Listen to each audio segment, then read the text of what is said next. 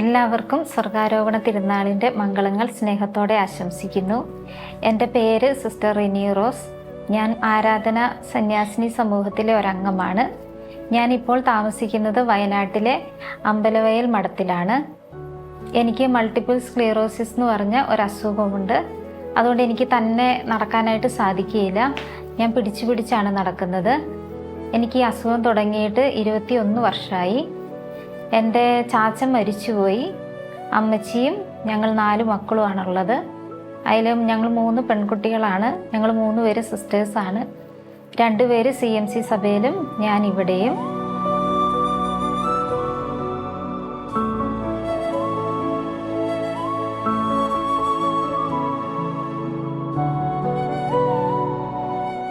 ഞാൻ ഏകദേശം ഒരു 3-ാം ക്ലാസ്സിൽ പഠിക്കുമ്പോൾ തൊട്ട് വിശുദ്ധ കുർബാനയിൽ എല്ലാ ദിവസവും പങ്കുകൊള്ളുമായിരുന്നു. ഞാൻ പഠിച്ചത് പള്ളിക്കുന്ന് ലൂർദ് മാതാ ഹൈസ്കൂളിലാണ്. 10-ാം ക്ലാസ്സിലെ പഠനത്തിന് ശേഷം ഞാൻ മഠത്തിൽ ചേർന്നു. എനിക്ക് അന്ന് ഫോർമേഷൻ കാലത്തോ ജൂനിയർ കാലഘട്ടത്തിലോ എനിക്ക് ഇങ്ങനത്തെ അസുഖങ്ങളോ ആരോഗ്യ പ്രശ്നങ്ങളോ ഒന്നും ഇല്ലായിരുന്നു. അത് കഴിഞ്ഞ് ഞാൻ ആന്ധ്രയിൽ നഴ്സിംഗ് പഠിക്കാൻ വേണ്ടി പോയി. അങ്ങനെ നഴ്സിംഗ് പഠിച്ചുകൊണ്ടിരിക്കുന്ന സമയത്താണ് എൻ്റെ ഒരു കണ്ണിൻ്റെ കാഴ്ച നഷ്ടപ്പെടുന്നത്. ഞാൻ അവിടുത്തെ ഒരു ഐ ഹോസ്പിറ്റലിൽ ഡോക്ടറെ കാണാൻ വേണ്ടി പോയപ്പോൾ ഡോക്ടർ എന്നെ ചെക്കപ്പ് ചെയ്ത് നോക്കി. അന്നേരമാണ് കണ്ണിൻ്റെ കാഴ്ച മൊത്തം പോയത് മനസ്സിലാകുന്നത്. അന്നേരം ഡോക്ടർ എന്നെ ഒരു ന്യൂറോളജിസ്റ്റിന് റെഫർ ചെയ്തു അവിടെ തന്നെ. അങ്ങനെ ഞങ്ങൾ ആ ന്യൂറോളജിസ്റ്റിൻ്റെ അടുത്ത് ചെന്നപ്പം ന്യൂറോളജിസ്റ്റ് ഒരു ഇഞ്ചക്ഷൻ ഞങ്ങൾക്ക് പറഞ്ഞു തന്നിട്ട് പറഞ്ഞു, നിങ്ങൾ നേഴ്സിംഗ് പഠിക്കുന്നവരായതുകൊണ്ട് ആ ഇഞ്ചക്ഷൻ ഞാൻ വരുത്തിത്തരാം, നിങ്ങൾ അവിടെ ഹോസ്റ്റലിൽ തന്നെ ചെയ്താൽ മതി എന്ന് പറഞ്ഞു. അങ്ങനെ ഞങ്ങൾ സ്കൂളിലെ സാറിൻ്റെ അടുത്ത് വന്ന് പറഞ്ഞപ്പോൾ സാറ് പറഞ്ഞു, ഇവിടെ ചെയ്യണ്ട, നിങ്ങൾ കേരളത്തിൽ പോയി ചെയ്താൽ മതി എന്ന് പറഞ്ഞു. അങ്ങനെ ഞാൻ തിരിച്ച് കേരളത്തിലേക്ക് വന്നു. ഇവിടെ കോഴിക്കോട് മലബാർ ഐ ഹോസ്പിറ്റലിൽ ഈ റിസൾട്ട് എല്ലാം കൊണ്ടുപോയി കാണിച്ചപ്പം അവിടുത്തെ ഡോക്ടർ ആ ഇഞ്ചക്ഷൻ എനിക്ക് 7 ദിവസം ചെയ്ത് കഴിഞ്ഞപ്പം എൻ്റെ കണ്ണിൻ്റെ കാഴ്ച തിരിച്ചു കിട്ടി കഴിഞ്ഞപ്പം ഞാൻ വീണ്ടും തിരിച്ച് ആന്ധ്രയ്ക്ക് പോയി. അങ്ങനെ ആന്ധ്രയിൽ നിന്ന് നഴ്സിംഗ് പഠനം പൂർത്തിയാക്കി തിരിച്ചു വന്നപ്പം പ്രോഷ്യാളമ്മ എന്നോട് തിയോളജി പഠിക്കാൻ പോകാമോ എന്ന് ചോദിച്ചു. അങ്ങനെ ഞാൻ ആലുവയിൽ തിയോളജി പഠിക്കാൻ വേണ്ടി പോയി. 1 മാസം കഴിഞ്ഞപ്പം വീണ്ടും എൻ്റെ കണ്ണിൻ്റെ കാഴ്ച നഷ്ടപ്പെട്ടു. അങ്ങനെ ഞങ്ങൾ വീണ്ടും തിരിച്ച് മലബാർ ഐ ഹോസ്പിറ്റലിൽ തന്നെ വന്നു കഴിഞ്ഞപ്പം ഡോക്ടർ പറഞ്ഞു, നമുക്കൊരു MRI സ്കാൻ ചെയ്യാമെന്ന് പറഞ്ഞു. അങ്ങനെ MRI സ്കാൻ ചെയ്തപ്പോഴാണ് എൻ്റെ അസുഖം മൾട്ടിപ്പിൾ സ്ക്ലീറോസിസ് ആണെന്നുള്ള കാര്യം അറിയുന്നത്. ഇത് വളരെ റെയർ ആയതുകൊണ്ട് ഡോക്ടർ പറഞ്ഞു ഇവിടെയുള്ളവർക്കൊന്നും അറിയത്തുണ്ടാവില്ല. അപ്പം അടുത്ത ആഴ്ച കോഴിക്കോട് മെഡിക്കൽ കോളേജിലെ ന്യൂറോളജിസ്റ്റിന് ബുക്ക് ചെയ്തിട്ട് അവിടെ കൊണ്ടുപോയി കാണിച്ചാൽ മതി എന്ന് പറഞ്ഞു. അത് കഴിഞ്ഞ് പറഞ്ഞു, സിസ്റ്ററിൻ്റെ ശരീരത്തിൻ്റെ ഏതെങ്കിലും ഭാഗങ്ങൾ തളരുവോ അങ്ങനെ എന്തെങ്കിലും പറ്റാൻ സാധ്യതയുണ്ടെന്ന് പറഞ്ഞു. അപ്പം ഞാൻ പറഞ്ഞു, എൻ്റെ കാല് രണ്ടും മരച്ചായിരിക്കുന്നത്. അങ്ങനെ പറഞ്ഞപ്പോൾ ഡോക്ടർ പറഞ്ഞു, എന്നാൽ അരയ്ക്ക് താഴോട്ടായിരിക്കും, തളർന്നു പോകുക എന്ന് പറഞ്ഞു.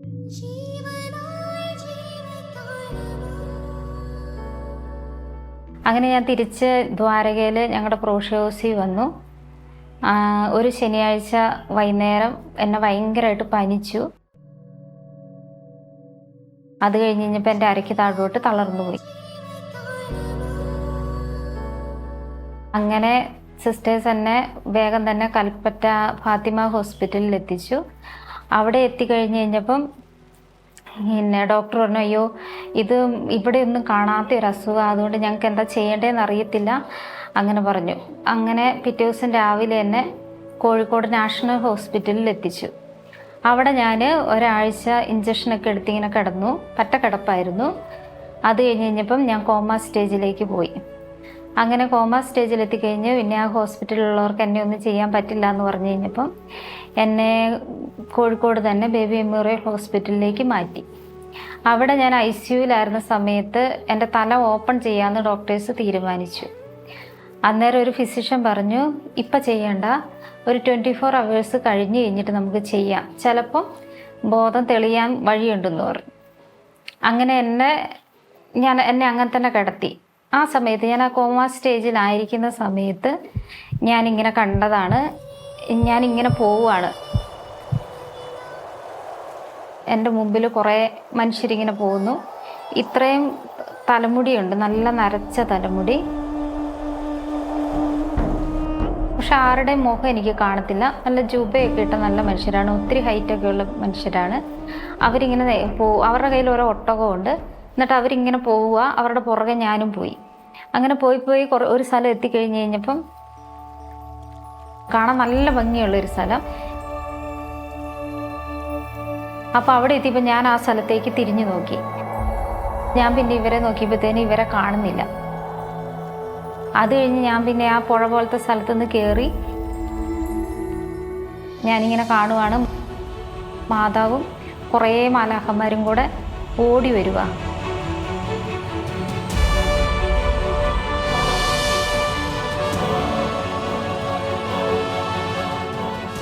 മാതാവ് എന്നോട് ചോദിച്ചു, ഞാൻ ഈ കൊന്ത എന്താ ചെയ്യേണ്ടതെന്ന് ചോദിച്ചു. അപ്പം ഞാൻ പഠിക്കുന്ന കാലം തൊട്ട് ഞാനിങ്ങനെ ചെയ്യുമായിരുന്നു. കുറേ കൊന്ത ചൊല്ലിയിട്ട് എനിക്ക് സ്വന്തമായിട്ടൊരു ബാങ്കുണ്ട്. അതിൻ്റെ അക്കൗണ്ട് നമ്പർ ലൂക്ക 1:37 എന്നാണ്. അപ്പം ഞാൻ കൊന്ത ചെല്ലും, എന്നിട്ട് ആ കൊന്ത മൊത്തം ഞാൻ ആ അക്കൗണ്ടിൽ ഇട്ട് വെക്കും. എന്നിട്ടിപ്പോൾ നമ്മളോട് ആരെങ്കിലുമൊക്കെ വന്നിട്ട് പറയുവാണ്, സിസ്റ്റർ എനിക്ക് വേണ്ടി പ്രാർത്ഥിക്കണം എന്ന് പറയുമ്പോൾ നമ്മൾ പ്രാർത്ഥിക്കാമെന്ന് പറയും. അത് കഴിഞ്ഞ് നമ്മൾ ചിലപ്പോൾ മറന്നു പോകും, ചിലപ്പോൾ നമ്മൾ ഓർക്കത്തില്ല, അല്ലെങ്കിൽ നമുക്ക് സമയം കിട്ടത്തില്ല. പക്ഷെ ഞാൻ അങ്ങനെ ഒരിക്കലും ചെയ്യില്ല. എന്നോട് ആരെങ്കിലും പ്രാർത്ഥിക്കാൻ പറഞ്ഞിട്ടുണ്ടെങ്കിൽ ഞാൻ പ്രാർത്ഥിക്കാമെന്ന് പറഞ്ഞിട്ടുണ്ടെങ്കിൽ ഞാൻ പ്രാർത്ഥിക്കും. അപ്പം ഞാൻ എന്ത് ചെയ്തിട്ടുണ്ട്, ഈ അക്കൗണ്ട് തുറക്കും. ലൂക്ക 1:37 33 പ്രാവശ്യം പറഞ്ഞ് തുറന്ന് അതിൽ നിന്ന് കൊന്ത എടുത്തിട്ട് ഞാൻ മാതാവിനോട് പറയും, മാതാവ് ഈ കൊന്ത ഈശോയുടെ അടുത്ത് കൊടുത്തിട്ട് ഇന്ന ആളുടെ പ്രാർത്ഥന, ഇന്ന ആവശ്യം എന്നോട് ചോദിച്ചിട്ടുണ്ട്, അത് സാധിച്ചു കൊടുക്കണേന്ന് ഞാൻ പ്രാർത്ഥിക്കും.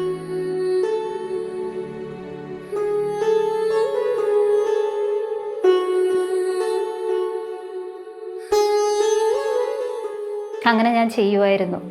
അപ്പോൾ ആ ബാക്കി വന്ന കൊന്തയാണ് എൻ്റെ മാതാവ് ഇങ്ങനെ എടുത്തു പിടിച്ചുകൊണ്ട് വന്നിട്ട് ചോദിക്കുന്നത്, ഞാൻ എന്താ ഇത് ചെയ്യേണ്ടതെന്നുള്ള കാര്യം. ഈ നിയോഗത്തിനൊക്കെ വേണ്ടി ഞാൻ പറഞ്ഞു, അതിന് ഞാൻ ഈ കൊന്ത ഇല്ലിയനൊക്കെ നിയോഗം വെച്ചിട്ടില്ലേ, നിയോഗം പറഞ്ഞായിരുന്നല്ലോ എന്ന് പറയുന്നുണ്ട്. അപ്പം അമ്മ എന്നോട് പറയുന്നുണ്ട്, ആ നിയോഗമൊക്കെ ഞാൻ കേട്ടു, ഇതിനെന്താ നിയോഗം വെക്കണ്ടേന്ന് ചോദിക്കുന്നുണ്ട് എന്നോട്. എന്നിട്ട് എന്നോട് അപ്പം ഞാൻ ചോദിക്കുന്നുണ്ട്, ഞാൻ എന്തോരം തെറ്റ് ചെയ്തിട്ടുണ്ട്, അതൊന്നും ഓർക്കുന്നില്ലേന്ന് ചോദിക്കുമ്പോൾ അമ്മ പറയുന്നുണ്ട്, ഇല്ല അതൊന്നും ഞങ്ങൾക്ക് ഓർമ്മയില്ല എന്ന് പറയുന്നുണ്ട്. അതിൻ്റെ ഇടയ്ക്ക് അതും ഞാൻ ചോദിച്ചായിരുന്നു, ഞാൻ ചെയ്ത തെറ്റൊന്നും അപ്പം അമ്മയൊന്നും ഓർക്കുന്നില്ലേന്ന് ചോദിച്ചു. ഇല്ല അതൊന്നും ഞങ്ങൾ ഓർക്കുന്നില്ല എന്ന് പറഞ്ഞു. ഈശോ ആയിരിക്കും അല്ലേ ഞങ്ങളെന്ന് പറയുമ്പോൾ. കുറേ മലകമരുണ്ടായിരുന്നു, അതിപ്പോഴും എൻ്റെ മനസ്സിലുണ്ട് ആ ചിത്രം. അങ്ങനെ ചോദിച്ചു കഴിഞ്ഞാൽ എനിക്ക് അതിന് ഉത്തരം പറയാൻ കിട്ടിയില്ല. അപ്പം ഞാൻ ഞെട്ടി കണ്ണു തുറന്നപ്പോൾ എൻ്റെ ചുറ്റും ഡോക്ടേഴ്സ്, നേഴ്സ് അവരെല്ലാം നിൽക്കുവാണ്. അപ്പോൾ അവർ പറഞ്ഞു, പേടിക്കണ്ട, ICUവിലാണ്, പുറത്ത് സിസ്റ്റേഴ്സൊക്കെ ഉണ്ടെന്ന് പറഞ്ഞു എന്നോട്. ഞാൻ മാതാവിനോട് പ്രാർത്ഥിക്കുമ്പോൾ മാതാവ് എനിക്ക് എല്ലാ കാര്യങ്ങളും സാധിച്ചു തന്നിട്ടുണ്ട്. ഞാനിപ്പോഴും മാതാവിനോട് പറയും, മാതാവേ ഇന്നയാൾ എനിക്ക് ഇങ്ങനെ ഒരു നിയോഗം തന്നിട്ടുണ്ട്, അപ്പോൾ അത് ഈശോയോട് പറഞ്ഞ് സാധിച്ചു കൊടുത്തേക്കണേ ആ വ്യക്തിക്ക് ഞാൻ പറഞ്ഞിട്ടുണ്ട്. ഞാൻ ചൊല്ലിയ കൊന്തയുണ്ടല്ലോ അക്കൗണ്ടിലെ, ആ കൊന്ത ബാക്കി വന്നതും പിടിച്ചോണ്ടാണല്ലോ മാതാവ് എൻ്റെ അടുത്ത് വന്നേ. ഒരുപക്ഷെ ഞാൻ അതിൻ്റെ നിയോഗം പറയുമായിരുന്നു, ചിലപ്പോൾ എന്നെ അവർ കൊണ്ടുപോയേനെ. അവരെന്നെ കൊണ്ടുപോകാൻ വേണ്ടി വന്നതല്ലേ സ്വർഗത്തിലോട്ട്. കോമ സ്റ്റേജിലല്ലായിരുന്നു ഞാൻ കിടന്നേ, അന്നേരമല്ലേ ഞാനത് കണ്ടേ. അന്നേരം പിന്നെ മാതാവ് എന്നെ കൊണ്ടുപോയേനെ. അതുകൊണ്ടായിരിക്കും എന്നോട് ചോദിച്ചത്, ഈ കൊന്ത എന്താ ചെയ്യേണ്ടത്, എന്താ നിയോഗം ഞാൻ വെക്കണ്ടേന്ന് എന്നോട് ചോദിച്ചത് അതുകൊണ്ടായിരിക്കും എന്ന് ഞാൻ വിചാരിക്കുന്നു. അല്ല, എന്നോട് എൻ്റെ ചേച്ചി പറഞ്ഞ എന്താ അറിയാമോ, എൻ്റെ അമ്മ ആ നിയോഗം പറയാൻ കിട്ടാഞ്ഞത് നന്നായി, ഇല്ല നീ പോയേനെ, ഞങ്ങളുടെ പ്രാർത്ഥന കൊണ്ട് കിട്ടാഞ്ഞത്.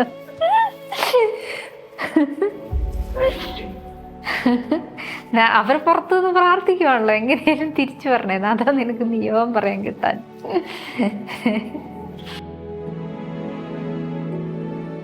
അങ്ങനെ എന്നെ പ്രോഷോസിൽ കൊണ്ടുവന്നു. അങ്ങനെ ഞാൻ അവിടെ ഇങ്ങനെ കിടന്നു. കുറേ നാൾ കഴിഞ്ഞ് കഴിഞ്ഞപ്പം എൻ്റെ മിസ്ട്രസ്സാണ് ജോസ്മേരി സിസ്റ്റർ ബത്തേരിയിലായിരുന്നു. അപ്പോൾ സിസ്റ്റർ എന്നെ ബത്തേരിക്ക് കൊണ്ടുവന്നു. അങ്ങനെ ബത്തേരി വെച്ച് എനിക്ക് ആയുർവേദ ട്രീറ്റ്മെൻറ്റ് ചെയ്തു എന്നെ.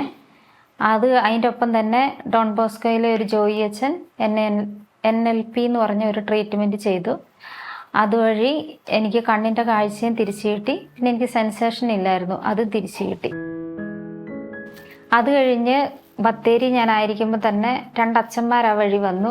അന്നേരം പറഞ്ഞു, ഈ സിസ്റ്റർ ഇത്രയും ചെറുതല്ലേ, ഇതിനെ നിങ്ങൾ വലിയൊരു ഹോസ്പിറ്റലിൽ ഒന്ന് കൊണ്ടുപോയി കാണിക്കുമെന്ന് ചോദിച്ചു. അന്നേരമാണ് നമ്മൾ വലിയൊരു ഹോസ്പിറ്റലിനെ കുറിച്ച് കേൾക്കുന്നത്. അങ്ങനെ അവരുടെ കയ്യിൽ നിന്ന് ഡീറ്റെയിൽ ഒക്കെ വാങ്ങിയിട്ട് എന്നെ വലിയൊരു ഹോസ്പിറ്റലിൽ കൊണ്ടുപോയി. അവിടെ വെച്ച് ഡോക്ടേഴ്സ് എല്ലാ ടെസ്റ്റും ചെയ്തിട്ട് പറഞ്ഞു, ഇതിങ്ങനത്തെ ഒരു അസുഖമാണ്, പക്ഷേ ഇത് കംപ്ലീറ്റ് നമുക്ക് മാറ്റാൻ സാധിക്കില്ല, പക്ഷെ ഞങ്ങളൊരു ഇഞ്ചക്ഷൻ വെച്ചിട്ട് അത്യാവശ്യ കാര്യങ്ങൾക്ക് വേണ്ടി എഴുന്നേൽപ്പിച്ച് നടത്താമെന്ന് പറഞ്ഞു.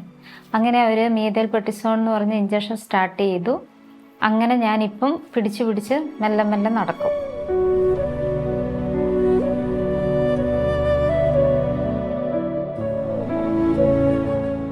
എൻ്റെ കൂടെ നേഴ്സിംഗ് പഠിച്ച സിസ്റ്റേഴ്സ് ഇവിടെ ജോലി ചെയ്യുന്നുണ്ട് ഞങ്ങളുടെ ഈ ഹോസ്പിറ്റലിൽ. അപ്പോൾ എന്നോട് എല്ലാവരും ചോദിക്കാറുണ്ട്, അവരൊക്കെ ഓടി നടന്ന് ജോലി ചെയ്യുമ്പോൾ റിനി നിനക്ക് വിഷമം തോന്നാറില്ലേ എന്ന് എന്നോട് ചോദിക്കാറുണ്ട്. അപ്പം ഞാൻ പറയാറുണ്ട്, ഇല്ല, ഞാൻ ഒരിക്കലും അങ്ങനെ ചിന്തിച്ചിട്ടില്ല എന്ന് ഞാൻ പറയാറുണ്ട്. എന്തുകൊണ്ടാണ് എനിക്കിങ്ങനെ വന്നത്?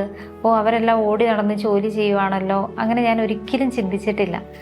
അതുകൊണ്ട് എനിക്ക് അങ്ങനെ ഒരു എന്താ പറയുക, അങ്ങനെ ഒരു നിരാശയിലോട്ട് എനിക്ക് പോകേണ്ടതായിട്ട് വന്നിട്ടില്ല. ഗുഡ് മോർണിംഗ് സിസ്റ്റർ റിനെ. ഗുഡ് മോർണിംഗ് ഡോക്ടറെ. ഇന്നെന്താ വിശേഷമൊക്കെ? സുഖമായിട്ടിരിക്കുന്നു. വേദനയൊക്കെ കുറഞ്ഞോ? കുറച്ച് കുറവുണ്ട്. ഇന്നലെ ഉറങ്ങാൻ പറ്റിയോ? പറ്റി. ബ്രേക്ക്ഫാസ്റ്റ് കഴിച്ചോ? കഴിച്ചു. ഓക്കെ, ജസ്റ്റ് ഒന്ന് പരിശോധിച്ചിട്ട് ഞാൻ പോക്കോളാം. ബുദ്ധിമുട്ടൊന്നും തോന്നുന്നില്ലെന്ന്?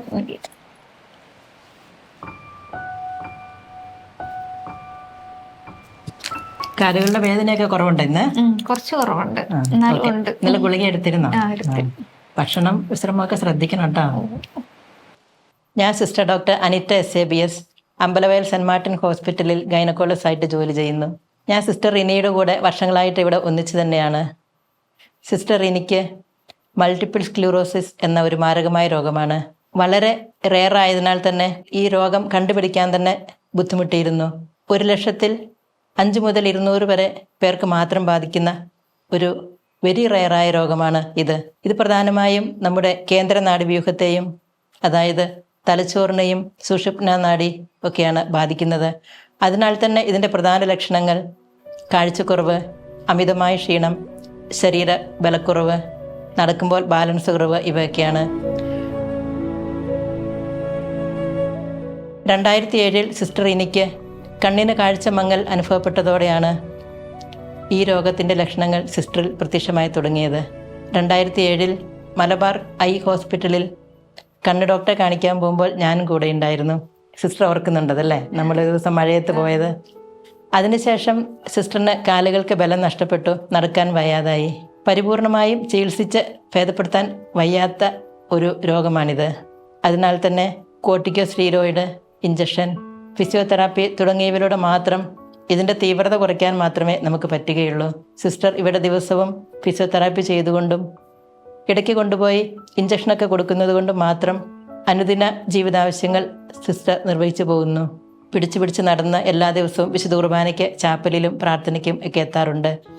ബാക്കി സമയം മുറിയിലായിരുന്നു കൊണ്ട് കൊന്ത കെട്ടിയും പ്രാർത്ഥനയിലായിരുന്നും ആത്മാക്കളെ നേടിയും ബൈബിള് വായിച്ചുമൊക്കെ സമയം നീക്കുന്നതായിട്ടാണ് ഞങ്ങൾ കാണാറ്. എപ്പം മുറി വന്നാലും നമ്മളെ ചിരിച്ചുകൊണ്ട് സംബോധന ചെയ്യുന്നു. ഒരിക്കൽ പോലും ഒരു പരാതി പറയുന്നതായിട്ട് ഞാൻ കേട്ടിട്ടില്ല. ദീപികാരുണ്യ ആരാധന സമൂഹത്തിൽ സഭയ്ക്കും സഭാ സമൂഹത്തിനും വേണ്ടിയും ഒരുപാട് ആത്മാക്കളെ നേടിയെടുക്കുന്ന ഒരു സിസ്റ്ററാണ്, ഒരു നല്ല സഹോദരിയാണ് സിസ്റ്റർ റിനി. സിസ്റ്റർ റിനി ഇങ്ങനെ സഹനിച്ചുകൊണ്ട് പ്രാർത്ഥിക്കുന്നതുകൊണ്ടായിരിക്കും സിസ്റ്ററിനോട് പ്രാർത്ഥിക്കാൻ പറയുന്ന കാര്യങ്ങളൊക്കെ നടക്കുന്നുണ്ട്.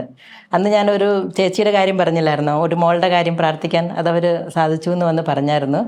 അതുപോലെ തന്നെ സിസ്റ്ററിൻ്റെ പ്രാർത്ഥനയിലൂടെ പല രോഗികൾ, പല ആളുകൾ അനുഗ്രഹങ്ങൾ പ്രാപിച്ച ശേഷം അവർ പ്രത്യേകമായിട്ടൊരു ചേച്ചി സിസ്റ്റർക്ക് ഈശോയുടെ പടം, മാതാവിൻ്റെ വിളക്ക് പ്രാർത്ഥന എഴുതി അയച്ചു കൊടുക്കാറുണ്ട്. അത് സിസ്റ്റർ എൻ്റെ കയ്യിൽ തരും. ഞാൻ എൻ്റെ അടുത്ത് വരുന്ന രോഗികൾക്ക് അത് വിതരണം ചെയ്യാറുണ്ട്. ഒരുപാട് പേര് വന്ന് നന്ദി പറയാറുണ്ട്. എന്നതാണേലും സിസ്റ്റർ റീനയുടെ പ്രാർത്ഥനയ്ക്ക് ശക്തിയുണ്ട് കേട്ടോ. അപ്പോൾ ഇനിയും നമ്മുടെ ആശുപത്രിയുടെ ആവശ്യങ്ങൾക്കും നമ്മുടെ സഭയുടെ ആവശ്യങ്ങൾക്കും തിരുസഭയ്ക്ക് വേണ്ടിയും പാവപ്പെട്ടവർക്ക് വേണ്ടിയെല്ലാം സിസ്റ്റർ പ്രാർത്ഥിക്കണം കേട്ടോ. എന്തായാലും സിസ്റ്റർ സഹിച്ചുകൊണ്ട് പ്രാർത്ഥിക്കുന്നതുകൊണ്ടായിരിക്കാം അത് പെട്ടെന്ന് നടക്കുന്നുണ്ട്. എല്ലാവരും അതുവന്ന് പറയുന്നുണ്ട്, സാക്ഷ്യപ്പെടുത്തുന്നുണ്ട്. ഞാൻ നേഴ്സിംഗ് പഠിച്ചെങ്കിലും ഞാൻ ഒറ്റ ദിവസം പോലും നേഴ്സിംഗ് ജോലി ഞാൻ ചെയ്തിട്ടില്ല. പിന്നെയുള്ള സമയം മൊത്തം ഞാൻ എൻ്റെ റൂമിലാണുള്ളത്. അപ്പം എല്ലാവരും എന്നോട് ചോദിക്കാറുണ്ട്, റീനി സിസ്റ്റർ എങ്ങനെ ഇത്രയും സന്തോഷത്തോടു കൂടി ഈ റൂമിലായിരിക്കുന്നതെന്ന്. അപ്പം ഞാൻ ഈ റൂമിലായിരിക്കുമ്പം ഞാനിങ്ങനെ കൊന്ത ഒത്തിരി കെട്ടും, അതുപോലെ ഞാൻ കൊന്ത ഒത്തിരി ചെല്ലും.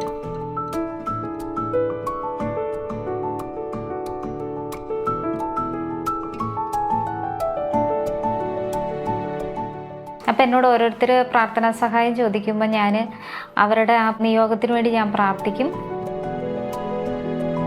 അപ്പോൾ അവർ മറ്റുള്ളവരോട് പറയും, ഇങ്ങനെ മഠത്തിലൊരു സിസ്റ്ററുണ്ട്, ആ സിസ്റ്ററിനോട് പറഞ്ഞാൽ മതി, ആ സിസ്റ്റർ പ്രാർത്ഥിച്ചിട്ടുണ്ടെങ്കിൽ കാര്യങ്ങൾ സാധിച്ചു കിട്ടുമെന്ന്. അപ്പോൾ അവരെന്നെ വിളിക്കും.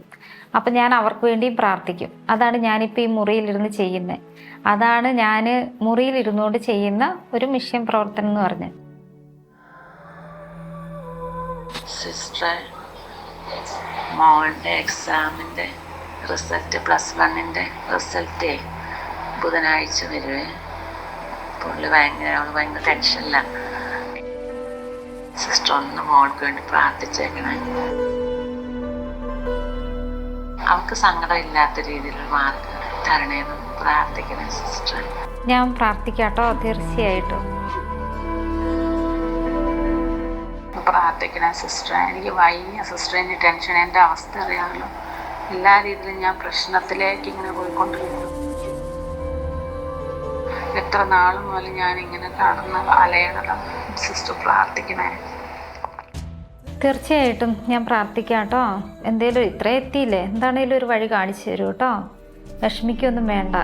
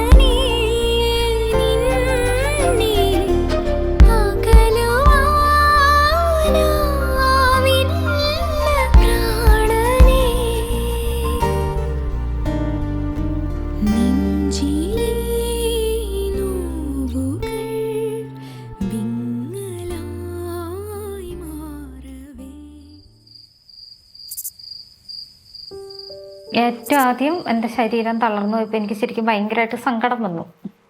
പിന്നെ ഞാൻ എൻ്റെ ചെറുപ്രായം 26 വയസ്സല്ലേ ഉള്ളൂ. അപ്പം ഞാനാണെങ്കിലും നഴ്സിംഗ് പഠിച്ചിട്ട് പിന്നെ നന്നായിട്ട് ജോലി ചെയ്യണം, നല്ല ഇതായിട്ട് ജീവിക്കണം എന്നൊക്കെ ആഗ്രഹിച്ച് ഭയങ്കര ഇതായിട്ട് വന്ന ഒരു സമയമായിരുന്നു എക്സാമൊക്കെ കഴിഞ്ഞിട്ട്. അപ്പോഴാണ് എനിക്ക് സഡനായിട്ട് ഞാൻ പോലും ചിന്തിക്കാണ്ട് എൻ്റെ ജീവിതത്തിലേക്ക് ഇത് വരുന്നത്. അപ്പം എനിക്ക് ഭയങ്കര സങ്കടമായിരുന്നു. പിന്നെ ഞാൻ ഓർത്ത് ഞാൻ എന്ത് ചെയ്യൂ ഇനി, അങ്ങനെയൊക്കെ ഞാൻ ഒത്തിരി ഇങ്ങനെ അങ്ങനെയൊക്കെ മനസ്സിൽ എനിക്ക് തോന്നിയിട്ടുണ്ട്. ഞാൻ എന്ത് ചെയ്യും, ഞാനിങ്ങനെ കടന്നു പോയിട്ടുണ്ടെങ്കിൽ എന്നെ ആര് നോക്കും, അങ്ങനെയൊക്കെ ഞാൻ ഒത്തിരി ടെൻഷൻ അടിച്ചിട്ടുണ്ട് ആ സമയങ്ങളിൽ. പിന്നെയാണ് ഞാനതിനെ ഒരു വർഷമൊക്കെ കഴിഞ്ഞ് പിന്നെ വെല്ലൂരൊക്കെ പോയി കഴിഞ്ഞിട്ട് ഇനി ഇത് മാറൂല, പകരം ഇങ്ങനെ നടക്കാനേ പറ്റുള്ളൂ എന്ന കാര്യം എനിക്ക് ഡോക്ടേഴ്സ് പറഞ്ഞു തന്നപ്പോൾ പിന്നെ ഞാൻ അതിനെ അതിനോട് അങ്ങോട്ട് അഡ്ജസ്റ്റായിട്ട് അതിനെ ഓവർകം ചെയ്ത് പിന്നെ ഈശോയായിട്ട് അടുത്ത് വന്ന് അങ്ങനെയായിട്ട് ഈ അസുഖം വന്നു കഴിഞ്ഞ് പിന്നെ ഞാനത് സ്വീകരിച്ച് കഴിഞ്ഞപ്പം ഞാനും ഈശോയും നല്ലൊരു ബന്ധത്തിലേക്ക്, ഞാൻ ഈശോയോടുള്ള നല്ലൊരു ബന്ധത്തിലേക്ക് ഞാൻ വളർന്നു. പിന്നെ ഞാൻ എല്ലാ കാര്യത്തിലും ഈശോയെ ഞാൻ ആശ്രയിക്കുന്നത്, ഞാൻ ഒരിക്കലും മനുഷ്യരെ ആശ്രയിക്കാറില്ല. അപ്പം ഞാനിപ്പോൾ രാവിലെ എഴുന്നേൽക്കുമ്പോൾ തൊട്ട് രാത്രി കിടക്കുന്നോടം വരെ എൻ്റെ ജീവിതത്തിൽ എന്തൊക്കെ സംഭവിച്ചിട്ടുണ്ടോ അത് മുഴുവൻ ഞാൻ ഈശോയുടെ അടുത്ത് പറഞ്ഞിട്ടേ ഞാൻ കിടക്കുകയുള്ളൂ.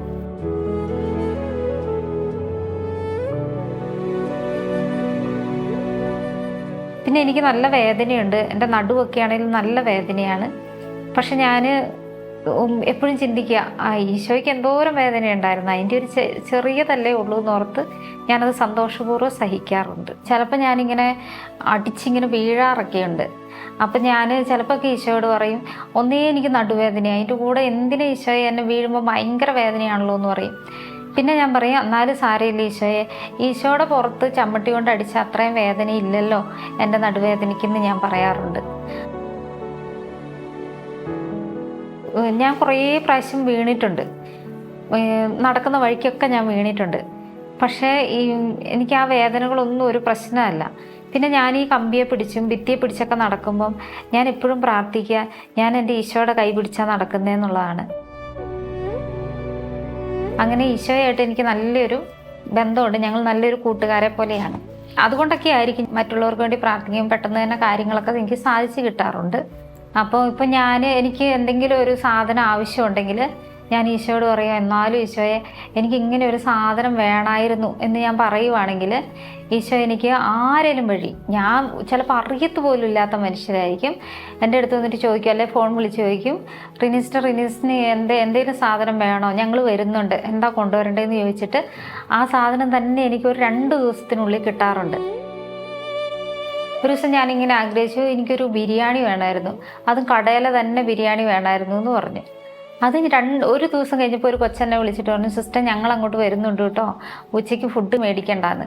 അങ്ങനെ ഞങ്ങൾക്ക് ഉച്ചയ്ക്ക് തന്നെ എനിക്ക് ആ ബിരിയാണി കിട്ടി. അങ്ങനെ ഞാൻ എന്താഗ്രഹിക്കുന്നു ആ കാര്യം ഈശോ എനിക്ക് തരാറുണ്ട്. ഞാൻ ചിന്തിച്ചിട്ടുണ്ട്, ഒരുപക്ഷെ ഈ സഹനം വന്നതുകൊണ്ടായിരിക്കും ഞാൻ ഈശോയായിട്ട് ഇത്രയും അടുത്തൊരു ബന്ധം ഉണ്ടായെന്ന്. അല്ലെങ്കിൽ ഞാൻ ഇത്രയ്ക്കും എന്താണേലും ഈശോയായിട്ട് ഒരു അടുത്ത ബന്ധം എൻ്റെ ജീവിതത്തിൽ ഒരിക്കലും ഉണ്ടാകാൻ പോകുന്നില്ല. കാരണം ഈ അസുഖം 21 വർഷമായി വന്നിട്ട് അയ്യോ എനിക്ക് ചെയ്യാൻ പറ്റുന്നില്ലല്ലോ, അല്ലെങ്കിൽ എനിക്കൊന്നുമില്ലല്ലോ, അല്ലെങ്കിൽ ഞാൻ റൂമിലാണല്ലോ, അങ്ങനെ എനിക്കൊരു ചിന്തയെ വരാറില്ല. ഞാൻ വളരെ സന്തോഷത്തോടു കൂടിയാണ്. അതുകൊണ്ട് എനിക്കൊരു നിരാശയോ അല്ലെങ്കിൽ ഈ അസുഖം വന്നതിനെക്കുറിച്ചൊരു വിഷമമോ ഒന്നും എൻ്റെ ജീവിതത്തിലില്ല.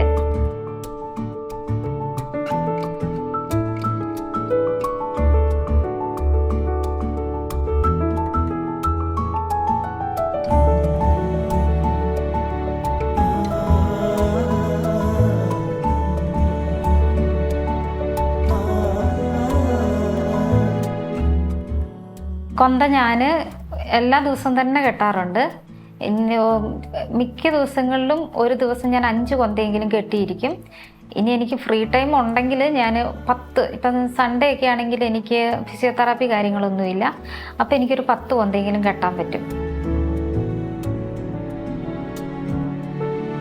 ഞാൻ ഈ ജപമാല ഇങ്ങനെ കെട്ടാൻ എനിക്ക് ഭയങ്കരമായിട്ട് ഇൻട്രസ്റ്റ് തോന്നാൻ കാരണം, ഞാനിത് കെട്ടുമ്പോൾ നിയോഗം വെച്ചാണല്ലോ കെട്ടുന്നത്.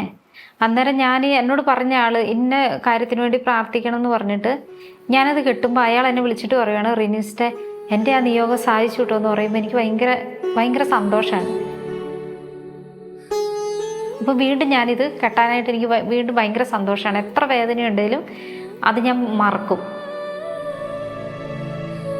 എന്നിട്ട് ഞാൻ അടുത്ത നിയോഗത്തിന് വേണ്ടി ഞാനിങ്ങനെ ആ വേദനയും കൂടെ കാഴ്ചവെച്ചിട്ട് ഞാനിതിങ്ങനെ കെട്ടും. അതെനിക്ക് ഭയങ്കര ഒരു സന്തോഷമാണ്.